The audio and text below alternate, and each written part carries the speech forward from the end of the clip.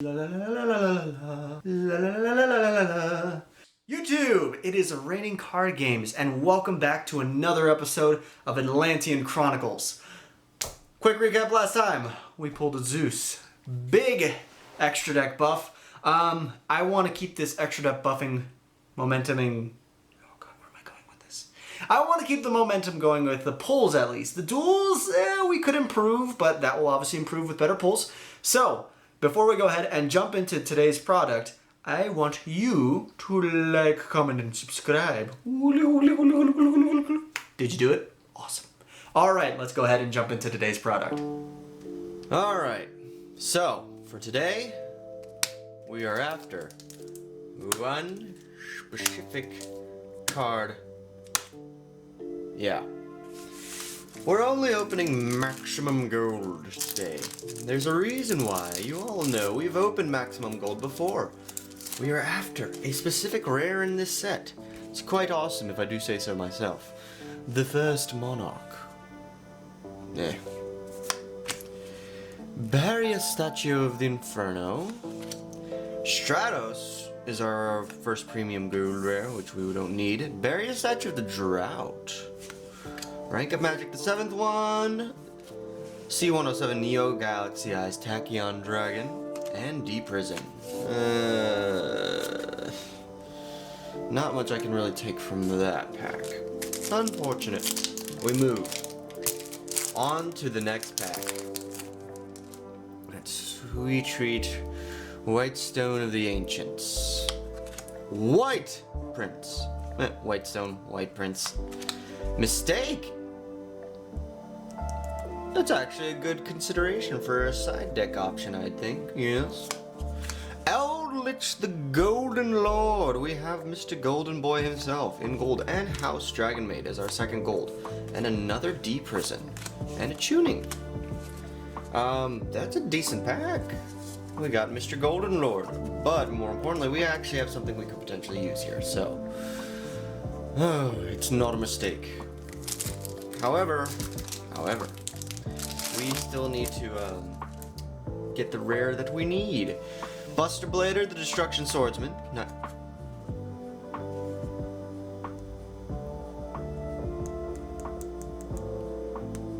That is a Harpy's Feather Duster. That is something we are definitely going to use. Oh, hey! Barrier Statue of the Torrent, also another card that we can use, potentially. This is a good pack. Lose one turn. Cyber Dragon Infinity, that's a cool card. It is a cool card. DD Warrior Lady. Number 101 Silent Honor Arc. We can make you, and you're water. Oh, look at that. We're actually, that was a good pack. That was a good pack. Although we already have the honor. Oh, whatever. We got a Harpy's Feather Duster. That's a one-off. I am not complaining. Necro Valley Throne. Dark Lord Yugioh. Herald of the Arclight. That's a good pickup. Probably not going to use you, but that's a good pickup. Madolche Hoot Cake. Number 107 Galaxy Eyes Tachyon Dragon. Cosmo Town, and Mecha Phantom Beast Coltwing. Oh wait, we can go here. Oh no. Last pack. We do not have the one totally awesome that we are actually looking for in this set. But we do have a Buster Blader, the Destruction Swordsman. It's cool. Noble Knight Pelennor. We have a second mistake. Okay, this is not bad. Anti-magic arrows. It's not the worst card in the world, actually. A second Cyber Dragon Infinity. Huh. Alright, now, here's where we're down to two cards. One's already something we're not using. Mecha Phantom Beast Blue Impala. Ah, it's a spell. It's a Hey Trunade, though. I'll take it. Okay, recap.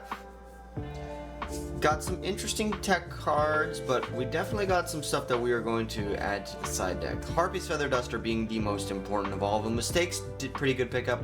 Hey, Truenade's kind of on the same vein as Feather Duster. Anti-Magic Arrows, potentially, depending on how matchups shape up, but this is not bad. This is, we can work with this.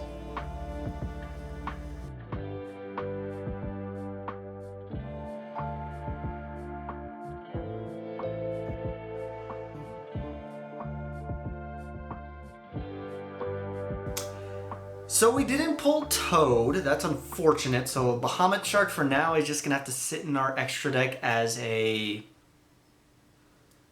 Zeus Maker, I guess, or just a big beat stick. It's fine, it's not a crucial piece yet. We will get to a certain point where we are going to need a Toad, but I'll take a Duster. That is a huge side deck pull. Really helps us deal with back row matchups, and it's such a blowout. But regardless, it's time with our new tweaked deck, let's once again throw it into the ring and see if it sinks or swims. Alrighty, so we're going to go ahead and start off our matches. We are starting up against full-blown meta. We're going up against Danger to Your Element. We're unfortunately going second. We have a singular Ash, but in this meta, hand traps don't do too much. It's more board breakers. So we're just going to kind of hope that we're able to pop off. Luckily, we have opened a Prince and a Dragoon, so we just have to go through a plan B, which unfortunately is going to be extremely difficult as our link pool is very limited. So we're just hoping that our Abyss Gyos can at least survive if they try to push for lethal. But we do get unfortunately hit by a Dark Ruler no more. So now it's just literally setting and hoping that we can potentially draw something, but no. It's over. They assemble lethal. We go straight to game number 2. We open a very interesting hand, and also, yes, it's our turn. Regardless, we are able to do a couple of things. We are able to climb up into a Moulin Glacius. We can rip some cards out. We synchro up into Gungnir so we can overlay for Abyss Gyos. So we've ripped 2 cards out of the hand. Unfortunately, we did not rip the Super Poly. Super Poly does hurt us extremely hard because Tier Element has so many tools that they can easily deal with problems. We do have an answer for Super Poly in the future, but we need to pull Abyss Scale of Cetus. So until then, we're just going to have to deal with it. We survive for a little bit, but ultimately the writing is on the wall, and we lose this match handsomely. We move on to match number 2, and we're going up against Branded Blue Eyes. It's an interesting matchup. We're just facing down a Dragoon, which unfortunately we don't really have an out besides battle, but with a summon limit on field, a summon limit in hand, and another summon limit, we are not winning this game. So we go ahead straight to game number 2. We've sided in some cards to hopefully deal with these problematic issues in the extra deck. We so far go uninterrupted, just even in case I rip out the Dark Ruler. Probably in hindsight, I probably shouldn't have. I should have ripped something else. But yeah, it doesn't matter ultimately. We still get survive a turn, they don't kill us, and we still have our Abyss Scale of the Kraken equipped. We bounce everyone up, and we actually take that game. So we go to game number 3. We are going second. We do have a hand trap. We do have going second card in Pankratops. Unfortunately, we are facing down this new Blue Eyes Jet Dragon.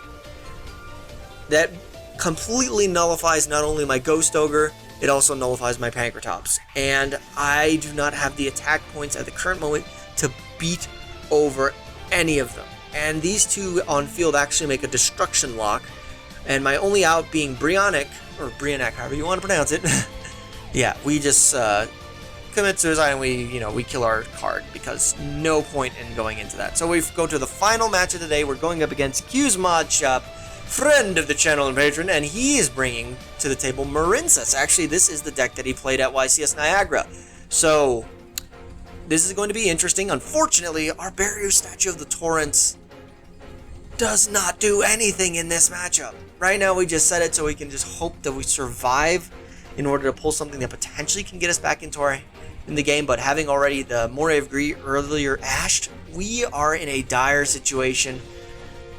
We have a dead Moulin Glacier. We have a dead Fishboard Launcher. We potentially have a way to search out, but that gets negated.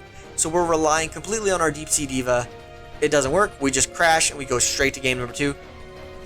In hindsight, I should have just not even bothered deciding or keeping the buried statue torrent, but it is what it is.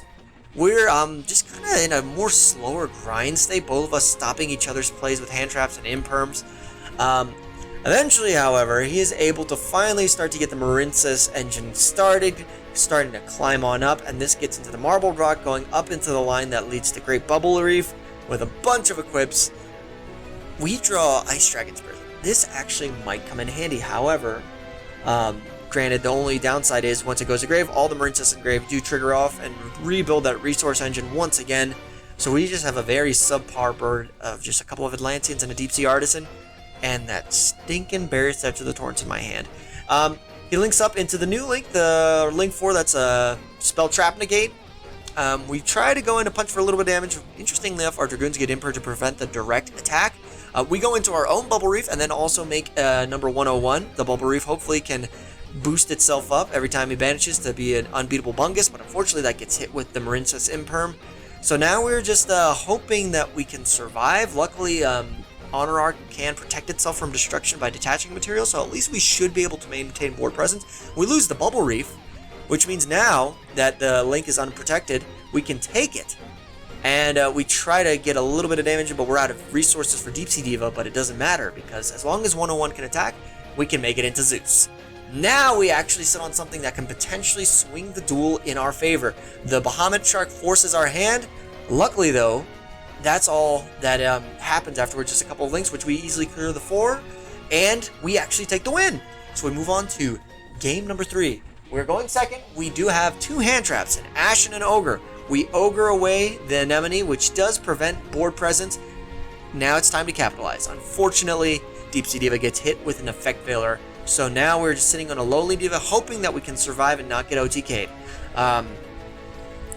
Luckily, we do have an Ash to slow down some plays, but we do go up and see a Great Bubble Reef, which gets chunky. However, we do have a Kaiju, and this time around we are able to resolve our Deep Sea Diva and pop off by actually getting out our Abyss Megalo, and we search out, get the Kraken effect.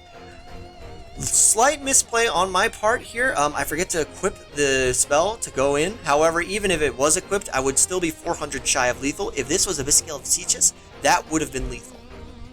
That irked me, but it is what it is. We still have that Monster Negate, which does pay off a little bit. We have the Penguin Soldier, which we can flip to potentially get rid of the link, and it gets Imperm. So we just normal summon our Genetics Controller, and we die. 3 losses, increased our losing streak to 4. We did scrape a couple of wins in those matches, but this was a tough one today. I'm not gonna lie. Oh no. Oh no, no, no.